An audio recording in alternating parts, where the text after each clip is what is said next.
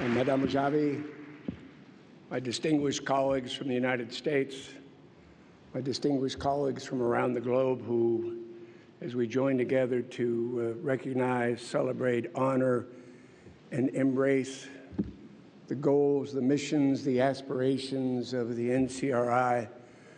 And on this particular moment, I must say that it is an honor, actually it's a very humbling honor, to be in the presence, the physical presence of the men and women of Ashraf1, of Camp Liberty, and Ashraf3.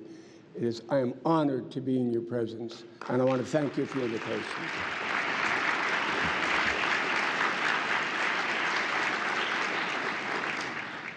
As we briefly toured the exhibit hall,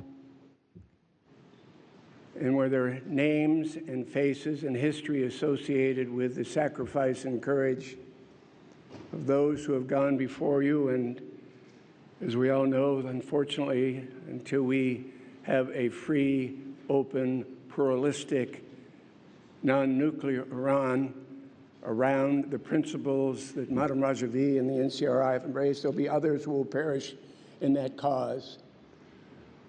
40-plus years, in addition to embracing your goal of a free and open and pluralistic Iran, you have shed your blood and you have signed your own personal Declaration of Independence, and you will not be satisfied until that day for you and your children, your grandchildren, is realized in Tehran.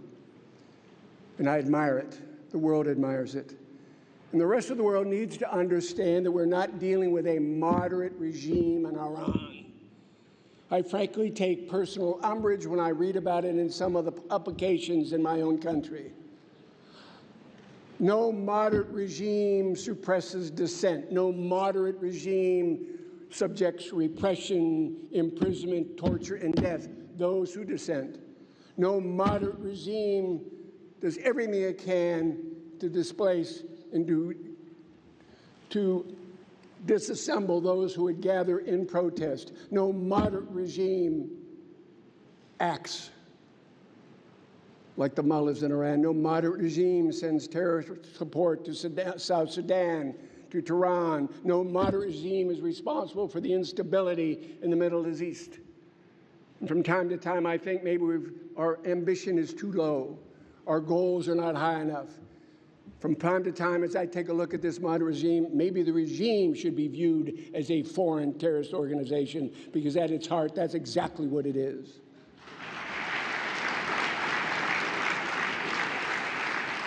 And I think of the exhibit that I just walked through. It's a country that you want to take back. And for 40 years, as you take a look at those men and women, you listen to that history, the MEK and NCRI, you just keep coming, and you just keep coming, and you just keep coming. But it's that free and independent. We admire your courage, your resiliency, your bravery, your determination, and you will achieve what you sought out so many years ago. May God continue to bless you in your march to Tehran.